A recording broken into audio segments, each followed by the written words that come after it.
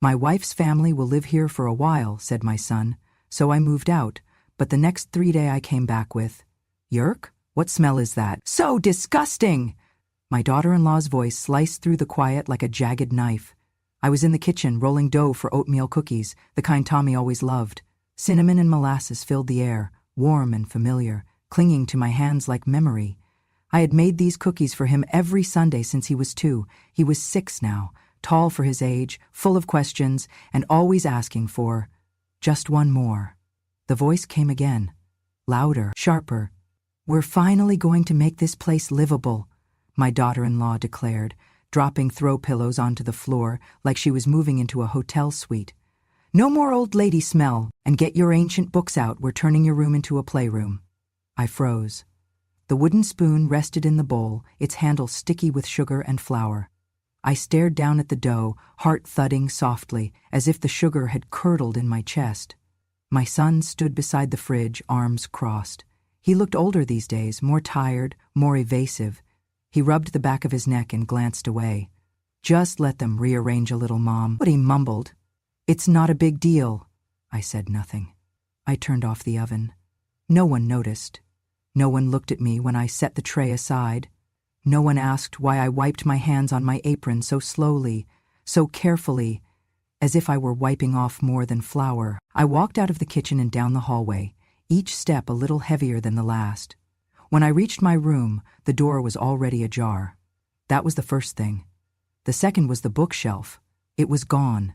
Instead, I found splinters of oak scattered across the bed, brass hinges hanging off the side, one of them bent. My books, the ones I'd carried with me through 40 years, were stuffed into cardboard boxes, labeled donation. I leaned closer. Yellow Post-it notes were stuck to the covers. "Smells musty, outdated, trash." There was a black trash bag slumped beside the boxes. I didn't open it, I didn't need to. I turned to the closet. Empty hangers swung like brittle bones. The quilt my mother had stitched by hand, tiny, perfect stitches in lavender thread, was balled up and shoved into a plastic bin labeled seasonal. Behind me, I heard small footsteps. Tommy stood in the doorway with a juice box in one hand and his toy train in the other. His socks were mismatched again. He always lost the blue ones. He tilted his head. "Are you gonna die soon, Nana?" I blinked. He smiled, not unkindly, just curious. "Mom says the baby needs your room." I smiled faintly, though it felt like glass breaking inside me. "Tell your mom," I said softly, "that the room she wants didn't build itself, and neither did the family living in it." I opened my mouth, but the words refused to form. My throat clenched like a fist. He climbed onto the stripped bed and bounced once. "Can I have your rocking chair when you're gone? I like how it creaks." I sat down on the bed frame. The mattress was gone. The springs groaned beneath me. Gone. That's what I was, gone, while still breathing. They hadn't said it out loud, but it was in the way they looked past me, the way they touched my things without asking, the way even my scent, cinnamon, molasses, cedarwood, had become offensive. My room wasn't mine. My chair wasn't mine. Even my smell wasn't mine. It wasn't just about redecorating. It was about being erased, quietly, methodically, as if I were a stain on their new life, as if the woman who helped pay for this house had expired. Back in the kitchen, I heard laughter. A cabinet slammed. Silverware clinked. Someone rifled through the linen drawer. I walked back slowly, unnoticed. They were moving the dining table, the one my husband built with his hands, the one we used every Sunday, even after he passed. They had already taken down my curtains, said they were too dark, replaced them with thin beige panels from some department store sale, the kind that let the sun in but kept nothing out, not the stares, not the judgment. Tommy's juice box was lying sideways on the rug. His toy train trailed beneath the buffet. My daughter-in-law pointed at the wall. "We'll hang the baby's photos here," she said, "and move that old portrait out. It's creepy." I knew which one she meant. It was a framed photo of me and my late husband, taken on our 30th wedding anniversary. I wore navy silk and pearls. He had on a charcoal vest and the only real smile I'd ever seen him wear in a photograph. He hated cameras, but that day he smiled.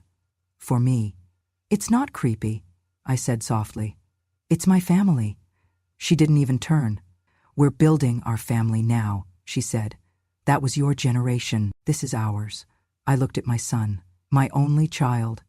He didn't meet my eyes. The cookie dough sat on the counter, slowly deflating. The oven was still off. No one had noticed. I walked to the back door and stepped outside. The roses I planted the year we moved in had gone wild, untrimmed, untamed, reaching for the fence like they wanted to escape. Its branches hung low, stripped of fruit, yet still standing. I realized then it wasn't death that took away its beauty, it was neglect, and neglect, unlike death, is a choice. I knelt beside them and touched the soil. Dry, unattended, like me. A sparrow landed on the fence, chirped once, then flew away. I stood again and walked back in. My legs felt heavier, my heart even more so.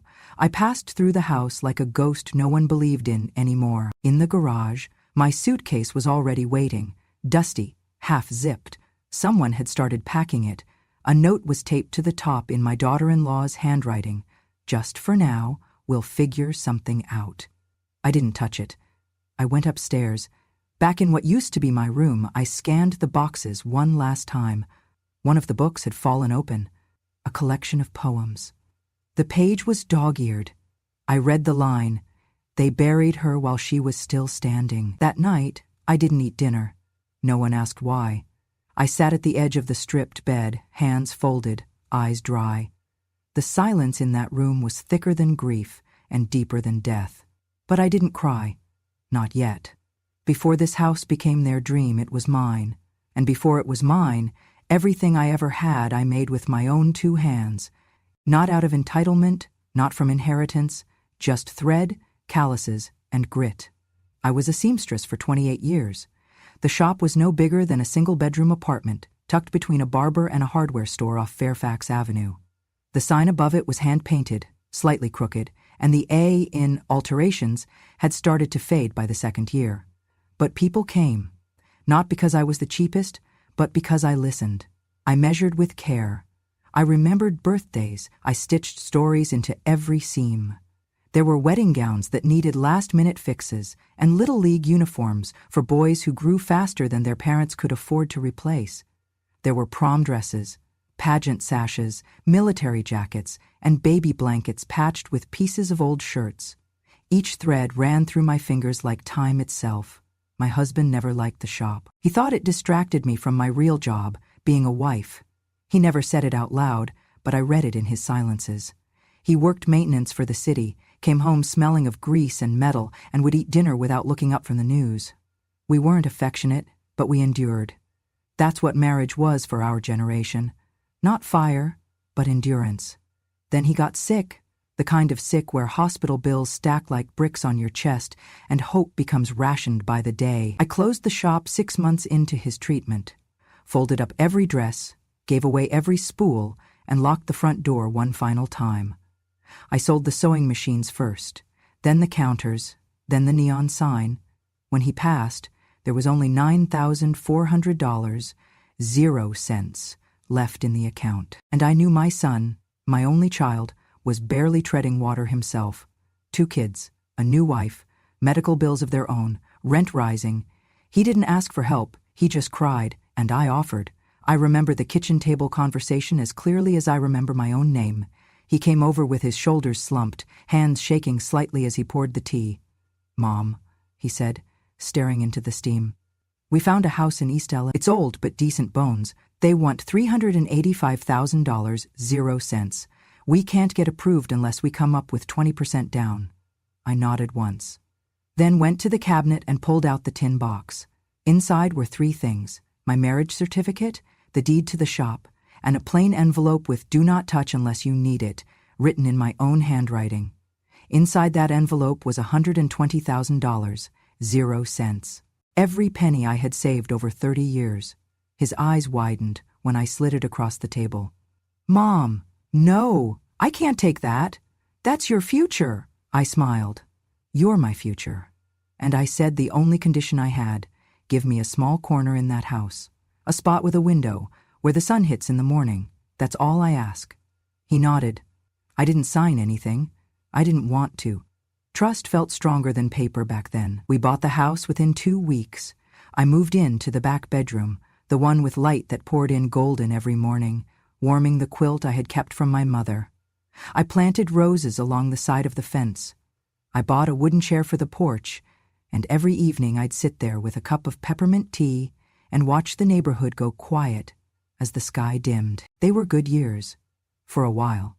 I never questioned my place because no one did. I babysat the children when they were small, took them to school, patched their backpacks when the seams ripped. I kept baking cookies. I took over the bills for the property tax so my son and daughter-in-law could focus on raising their family. I kept the receipts in a leather envelope and tucked it in the bottom drawer of my nightstand, not because I didn't trust them, but because I trusted the law more. Some habits never leave a seamstress. My daughter-in-law never truly warmed to me. She smiled when guests were around, but there was always that edge in her voice when we were alone, like my presence was a noise she couldn't tune out. I told myself it would pass, that it was hormones, stress, the way new wives want to carve out their own territories. I didn't want to compete, I wanted to help. But somewhere between my helping and their growing, I disappeared. They started calling it their house. She'd say, "We're doing some updates to our space," and never look my way. He started deferring to her even on things we used to decide together. I didn't mind at first. I was old, but not bitter. If a woman wants control of her home, let her have it. But when her home erased me from the walls, from the decisions, and now from my own room, my corner of light, I realized I had made a grave mistake. Not in giving, but in giving everything. The first property tax bill came under both our names. I paid it, then the next, then the next. Every January, like clockwork, I'd walk to the post office, drop the check, and file the carbon copy away. I never told them, they never asked. It was easier that way. But now, standing in a room I no longer recognized, books boxed, curtains torn down, my grandson asking me how long I planned to live, I realized something else. They weren't going to push me out later. They already had. They just hadn't said the words yet, and worse, they thought I wouldn't notice, that I was too old, too fragile, too grateful to fight. But they didn't know that every stitch I'd ever sewn had been a quiet act of defiance, that every inch of fabric held a record of what I'd endured, that I had built a business, raised a son, paid my dues, buried a husband, and still stood tall. I didn't have a storefront anymore, or a sewing machine, or even a shelf left in my room, but I still had the deeds, the records, the receipts, and a heart that had stopped breaking and started remembering. This house wasn't just their future, it had been built with my past, and I hadn't come this far just to fade quietly into their shadows. Not yet. The first sign came wrapped in red and yellow. I was walking home from the market with a small bag of apples when I saw it, a flyer stapled to the bulletin board outside the corner store. Between a dog walking service and an ad for piano lessons, there it was. Charming 4BR home in East LA, spacious yard, prime location, open house, this Sunday. The photo slapped me like cold water. That was my porch. My roses, the chair I sat in every evening, now digitally brightened to make it look more inviting. I stared at it, heart frozen, until the wind tugged the corner loose and the page fluttered. I tore it down. At first, I thought it must have been a mistake, a misprint, a neighbor's house that just happened to look like ours. But the house number was right there, bold, centered. The house I helped pay for, the house where I wasn't even asked. I took the flyer home and laid it flat on the kitchen table, smoothing out the crumpled edges like it was another bill to pay. The family was out? Perfect. I went to my room, the corner with barely any of my things left, and sat. I didn't cry. I waited. That night, when they came home from dinner, I held up the flyer without a word. My daughter-in-law didn't flinch. "Oh," she said, glancing at it like I'd handed her a grocery list. "Yeah, we've been thinking about it for a while. With the baby coming, we need something newer, more space, better schools." I waited. Nothing more. I looked at my son. "Is this real?" He looked away, scratched his arm. "We haven't finalized anything. It's just exploratory." And, "Were you planning to tell me before or after strangers walked through the house?" That's when she snapped. Her tone turned brittle, sharp enough to cut through bone. "We thought you were too old to care." Too old to care. As if age erased memory. As if wrinkles diluted worth. As if the woman who helped buy the damn house was now just an old vase gathering dust in the wrong room. I didn't say anything more that night. I went to my room, my half-packed, slowly disappearing room, and closed the door. But I didn't sleep. And the next morning I began to listen. I moved quieter, made my steps softer. I carried laundry slower, lingered in hallways. I kept the TV off. I started noticing patterns. The way their voices dropped when I entered, the way papers were shuffled away, the way the baby books were stacked higher than my boxes. Then it happened. It was a Tuesday, late afternoon. I came down to get tea and paused in the hallway. Their bedroom door was cracked open. Inside, my son and his wife were sitting cross-legged on the floor, surrounded by folders, documents, and a laptop. I heard my name. "She's still on the deed," she said. "We can't close unless she signs." "So get her to sign," he said. "She won't know the difference." My heart stuttered. What if she asks questions? "Just say it's for insurance or refinancing. She trusts you." "I don't want her hanging around the new place either." "She won't be. That's the whole point." I felt the heat rise up my neck, but I forced myself not to react. I walked backward, slow, silent, until I reached the staircase. Then I went to my room, sat down at the desk, and pulled out the old phone I kept for emergencies. I hit record. I didn't know what I was planning yet, but something inside me had turned. A thread snapped. The next few days, I played the fool. I forgot where I put my keys. I asked the same question twice. I told Tommy the same story in the morning and again at night. I acted like I didn't notice the empty bookshelves, or the disappearing towels, or the way my suitcase kept inching toward the door. I waited. And then it came. Friday evening. A knock on my door. My son stood there with a gentle smile. In his hands, a stack of papers. "Hey, Mom," he said, cheerful like it was Sunday dinner. "We're refinancing the house. Just need your signature here so the mortgage rate doesn't change." He held out a pen. The stack was thick, too thick for a simple refinance. I smiled at him. "What happens if I don't sign?" He blinked. "It just complicates the process. Nothing bad, it's just paperwork." I took the pen, held it, turned it slowly in my fingers like a knife. "Can I read it over tonight?" I asked sweetly. "You know me, I forget things now. Better safe than sorry." He hesitated. "We kinda need it tonight." I smiled wider. "Then stay up with me. Read it together like old times." He paused, then backed off. "Sure, tomorrow's fine." He left the papers with me. That night, I didn't sleep either. I didn't even read the papers. I didn't need to. Instead, I pulled out my leather folder from the back of my nightstand, the one with the tax records, the deed copy, the original agreement. I added a flash drive with the audio recording. I placed it all neatly into an envelope. Then, I called a number I hadn't dialed in 10 years. "Clara?" I said. "It's me. Remember that sewing class I ran in the 90s? Clara, my former student, was now a real estate attorney.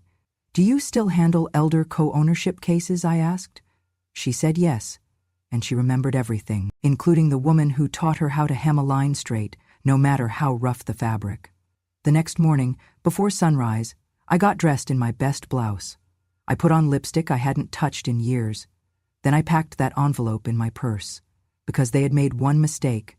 They thought I was too old to care. But I had been watching longer than they had been planning, and now they weren't just selling a house, they were selling out the wrong woman. It started with silence, the kind of silence that makes your skin itch before your ears even catch on. When I came home from my walk that morning, the house was too still. No footsteps upstairs, no cartoons blaring, no cabinet doors slamming, just the soft hum of betrayal, waiting behind a half-closed door. I opened it. My room, what used to be my room, was gutted. The bed was stripped bare, the curtains were gone. The quilt my mother had stitched by candlelight, the only thing I'd saved after the house fire in 1964, was nowhere to be seen. The walls were naked, my lamp was missing, the rug, threadbare but still mine, was rolled up and leaning against the hallway wall. I turned to the closet. Empty hangers dangled like broken bones. They hadn't just rearranged. They had erased me. The garage door was open, the sound of muffled voices and movement echoing from inside. I walked slowly, each step heavier than the last, as if my body already knew what my mind didn't want to believe. There, among boxes labeled Christmas and baby keepsakes, were 2 black trash bags and a few dusty plastic bins. One of them had my name on it, not even Mom or Nana. Just my first name, scribbled in marker like I was a stranger. I pulled the lid off the bin. Inside was a wooden box. Oak, polished, carved by my husband's hands on our 10th anniversary. He gave it to me the year we had nothing for gifts, saying, "It's not money that keeps love alive, it's memory." Inside it, I had kept everything that mattered. Letters from him, dried flowers from our wedding, and a crayon drawing my son made in kindergarten. I reached in and lifted the lid. The hinges cracked. The papers were damp. The ink had run. The dried flowers were crushed. One of the love letters was torn in half. The crayon drawing, "Me and Mommy and Daddy at the park," was crumpled and had a black heel print across the middle. I heard a laugh behind me. I turned. She was standing in the doorway, arms crossed, eyebrows raised. "Oh, that moldy thing?" she said, pointing to the box. "It was full of rat poop. You should have trashed it decades ago." Her voice was sharp, not angry, just amused. She stepped back inside the house, still smiling. I didn't follow her. I sat down on the concrete garage floor, the cold seeping through my skirt. I cradled the box in my lap, my fingers shaking, but I didn't cry. Not this time. I had done all my crying the year I lost my husband, the year I buried my sister, the year I sold my shop. I had learned the hard way that tears didn't fix what people broke on purpose. Instead, I just sat there, under the open frame of the garage door, as the clouds rolled in above. The sky darkened. Rain began to fall, light at first, then harder. I didn't move. Let them watch from the window. Let them whisper about the crazy old lady in the rain. Let them pretend I didn't hear what I heard, see what I saw, feel what I felt. Because I did. And I remembered everything. I remembered giving my son $120,000, 0 cents in cash, from years of sweat, scars, and stitched fabric. I remembered the clause in the co-ownership deed.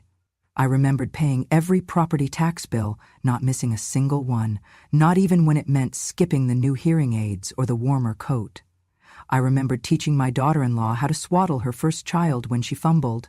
I remembered patching their curtains when they tore.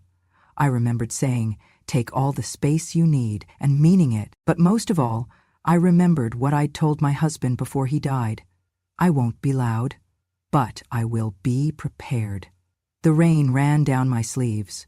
The wooden box grew heavier in my lap, waterlogged with everything they thought they could destroy. That night I took out the folder, the thick, leather-bound one at the back of the closet they hadn't bothered to open. Inside was every tax bill from the last 5 years, every payment receipt, a notarized copy of the deed, a photo of the check I gave my son, a printed version of our original agreement, witnessed and signed. I placed them all into a fresh envelope. Then I opened my laptop. I wasn't good with computers. My hands ached, and the screen was too bright. But I had one name in mind. Clara Thompson. She'd been a teenager when she first walked into my sewing class at the community center. Shy, smart, lost her mother young, wore the same cardigan for months until I stitched her a new one from leftover fabric. She had wanted to become a lawyer even then. I typed her name into the bar. There she was. Clara Thompson-esque, Z-Ec, Family Law, Real Estate, and Elder Protection, Beverly Hills. I dialed the number. She picked up on the second ring. "Clara Thompson." "Clara," I said quietly, "it's Mrs. Alvarez, from the sewing class. Do you remember?" A pause, then a warm gasp. "Mrs. Alvarez? Oh my God, of course I remember. I still have the dress pattern you gave me." I laughed softly. "I'm glad. Listen, Clara, I need your help. I think my family is trying to take something that's not theirs, and I need to stop them, quietly, but completely." She didn't hesitate. "Tell me everything." I did. She didn't interrupt once. When I finished, she said, "I've seen this before, but not from someone as sharp as you." I smiled. "Oh, honey," I said. I've been playing dumb, but I'm not done yet. That night, I taped the damaged drawing from my son onto the wall above my bed. The crayon lines were faded, the footprint smudged, but it was still there. Still mine, and I wasn't going anywhere. Not until I reminded them all who this house truly belonged to. Clara met me at her office the next morning, a quiet space lined with glass and deep brown wood, sunlight pouring in like truth across the conference table. I hadn't seen her in nearly 2 decades, but when she opened the door and called out my name, it felt like we'd never parted. She gave me a hug, real warm, no pity in it, and said, "You don't look any older than you did when I was 15 and terrified of sewing sleeves." I smiled. I still can't sew sleeves right. She gestured for me to sit, brought out a yellow legal pad and a pen, then folded her hands. "All right, Mrs. Alvarez, tell me everything, slowly." So I did. I told her about the money I gave my son, the condition I'd spoken aloud at the kitchen table, that all I asked was a quiet room with morning light. I told her about the deed, the years of property tax I paid in silence, the box in the garage, the smeared crayon drawing, and the flyers I found that confirmed what they were about to do behind my back. But most importantly, I handed her the envelope. She opened it carefully. Inside were copies of the deed, notarized and signed, clearly listing me as a co-owner of the property. My son had never changed it. He'd assumed, wrongly, that I wouldn't remember what was on paper. Then came the tax receipts, organized chronologically, each one in pristine condition, addressed to me, paid by me, and finally, the flash drive. Clara plugged it into her laptop. The audio played clearly, no static, no doubt. My son's voice came through first, sharp and casual. "She won't know the difference. Just get her to sign. We'll say it's a refinancing thing." Then my daughter-in-law's laugh. "She's just taking up space. She'll be dead by next Christmas anyway." There was a pause as the sound of papers shuffled, and my son again. "We need to move fast before she gets suspicious." Clara stopped the recording. Her face had changed. The girl I remembered had melted away. Now, she looked like someone who could dismantle empires. She closed the laptop and looked me in the eye. "You're not just legally protected," she said. "You are still, by all standards, a co-owner of that home. And that recording?" She tapped the flash drive. "That's not just leverage. That's evidence of intent to commit fraud and elder coercion. If this goes to court, they won't just lose the house. They could be investigated." I nodded. "But I don't want to ruin them. I want them gone. I want my house back." Clara smiled slowly. "Then let's do it by the book." She pulled out a folder and began drafting what she called an emergency revocation and protective enforcement order.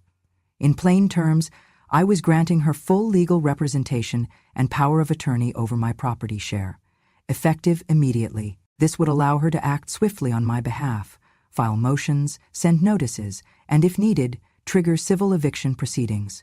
We faxed copies of the deed, the receipts, and the flash drive transcript to the county registrar.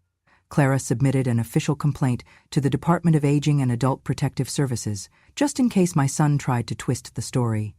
Then she pulled out a final document. "This," she said, "is a formal notice of revocation of occupancy consent." I raised an eyebrow. "Sounds fancy." "It is," she said. "It means you no longer consent to your son and his family living in the home because they violated the verbal and moral agreement tied to your financial contribution. And since you never legally surrendered occupancy rights, you can lawfully file for removal through the civil court system." I stared at the paper for a long moment. Then I picked up the pen and signed. In that moment, I didn't feel like a burden. I felt like an owner. Clara arranged a courier to deliver the notice to the court and simultaneously sent certified copies to my son and his wife. They would have 24 hours to respond before formal proceedings began. I sat quietly as she reviewed the last few documents, her brows furrowed in focus. Then she looked up, her voice gentler. "Are you sure you want to go through with this?" "Yes," I said simply.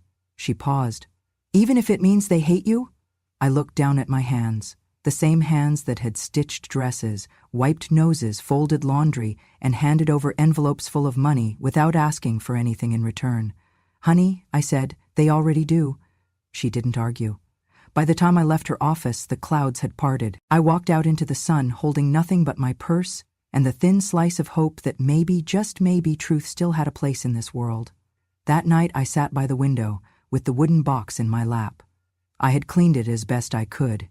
Some of the ink on the letters had blurred, and the drawing was still wrinkled, but I had placed them back in order, carefully, like restoring something sacred. I wasn't naive. I knew there would be backlash, rage, maybe tears, accusations, guilt, tripping, maybe even silence. But silence no longer scared me. I had already lived in silence for too long, watched my space be erased, my presence diminished, my worth negotiated behind closed doors. This time, I had the receipts. This time, I had the law, and this time I had Clara. The next morning, the phone rang just after 8 a.m. It was Clara. "They got the notice," she said. "They're calling my office. I'm not answering yet, but I wanted you to know. We are in the driver's seat now." I exhaled slowly. Then I said the words I hadn't allowed myself to speak aloud in years. "I want them out."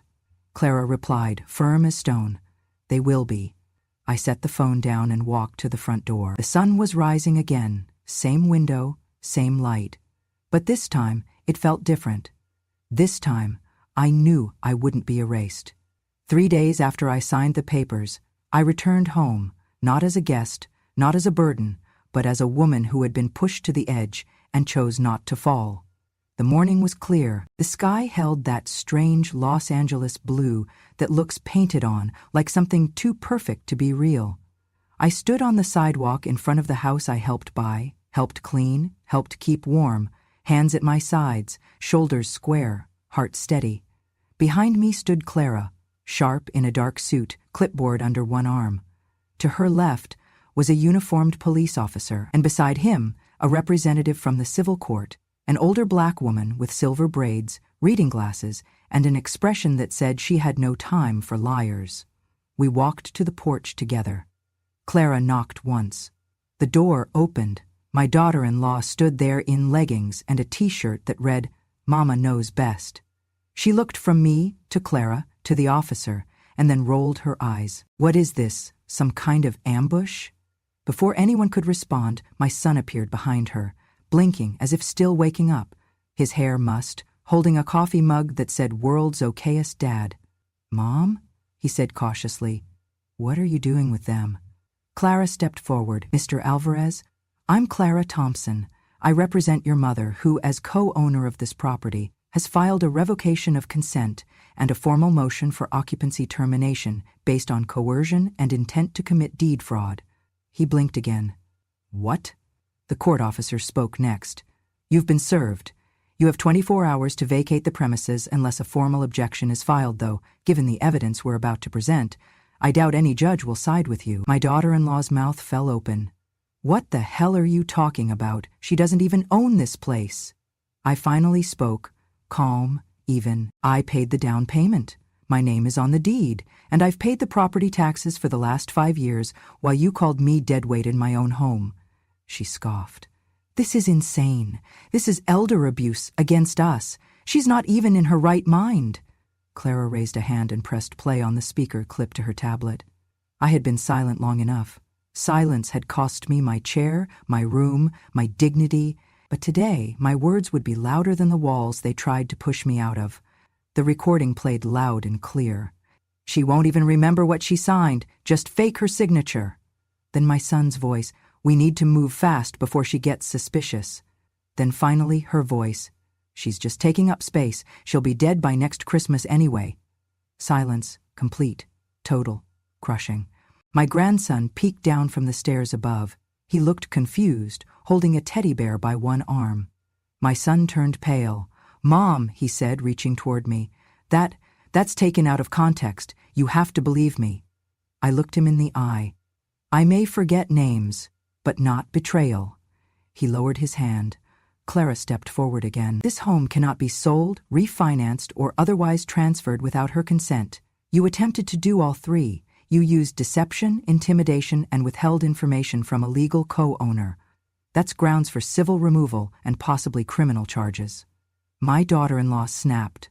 "She's ruining everything. All for what? A tiny room and some stupid old books?" I took a breath, long and slow. "No," I said. "Not for the room. Not for the books. For the principle. For the truth. For every woman who gave too much and got pushed aside the moment she wasn't needed. The court officer stepped forward and handed them each an envelope. These are official notices. You have until tomorrow at 10 a.m. to vacate. After that, law enforcement will assist with removal. Where are we supposed to go? My son asked, his voice cracking for the first time. We have a child, a baby on the way. I didn't reply. Clara did. You should have thought about that before trying to steal from your own mother. We turned and walked out without another word. As I reached the sidewalk, I looked back once. My daughter-in-law was yelling, arms flailing. My son stood frozen, and Tommy, sweet, innocent Tommy, was still holding that teddy bear, watching from behind the staircase railing, silent. The roses I'd planted were still there, overgrown, untended, but alive. Later that afternoon, Clara and I sat at a small cafe downtown. She ordered coffee for both of us, black with 1 sugar, just how I used to make it during our sewing lessons. They won't forget this, she said softly. I hope not, I replied. I didn't do all this to be remembered. I did it to stop disappearing. She nodded. You know, I added, staring at the steam rising from the cup. They thought I was too old to notice, too weak to fight, too quiet to matter. Clara smiled, warm and proud. And they were wrong. They didn't wait until morning. Maybe it was pride. Maybe it was fear. Maybe it was the realization that once the sun rose, the neighbors would see the sheriff's car parked outside, and everything they had built, the picture-perfect illusion, would come crumbling down. They packed in the dark. I watched from the upstairs window, lights off, curtain drawn only a sliver. The porch light buzzed dimly over the front steps as shadows moved back and forth. Duffel bags, plastic crates, baby gear. The silence was broken only by the low thud of boxes hitting pavement, and the occasional raised voice that cut like glass through the air. Around 11:42 p.m., there was a knock at my bedroom door, a soft one. I didn't answer. It opened anyway. He stood there, still my son, but smaller somehow, older, not from time, but from weight, guilt, maybe. He looked like he wanted to say something righteous, something powerful, something that would pull all this back into the realm of forgiveness. Instead, his voice cracked. Mom, he started, swallowing. Please don't do this. I turned toward him slowly, met his eyes without flinching. You already did, I said. He looked down. I didn't know they'd go that far. I thought I could handle it, fix it before it got bad. You were holding the pen, I said quietly. You called the realtor. You sat there while your wife said I'd be dead by Christmas. His eyes filled with tears, real ones maybe, but too late. You let them erase me, I continued. You knew they were gutting my room, throwing out my things. You watched them pack my memories in garbage bags, and you said nothing. I was scared, he whispered. So was I said, and I still stood up. He opened his mouth again, but I raised a hand. Get out, I said gently. Don't beg. It's already done.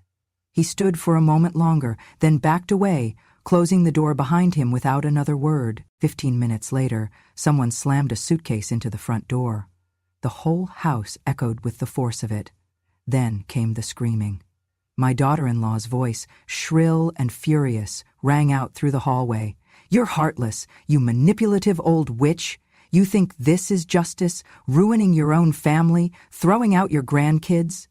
I opened the bedroom door slowly and stepped into the hallway. She stood at the bottom of the stairs, mascara smeared, holding a tangled bundle of coats and a diaper bag. You ruined this family! She screamed up at me. I descended the steps slowly, each footfall firm. When I reached the landing, I met her eyes and said calmly, I gave you a house. I stepped closer. You gave me hell. Do you know what hell really is? I said, my voice steady. It's watching the people you love turn into strangers under your own roof, and realizing you were the one who opened the door for them. Her face twisted. She opened her mouth again, but my son came up behind her and touched her shoulder. Stop, he said, voice hoarse. Just stop. Tommy stood by the front door, small and confused, holding his stuffed bear under one arm. He looked at me with wide eyes, not angry, not frightened, just unsure. I bent down, brushed a curl from his forehead, and whispered, "You'll understand someday." He didn't reply. By midnight, the last bag had been dragged down the steps.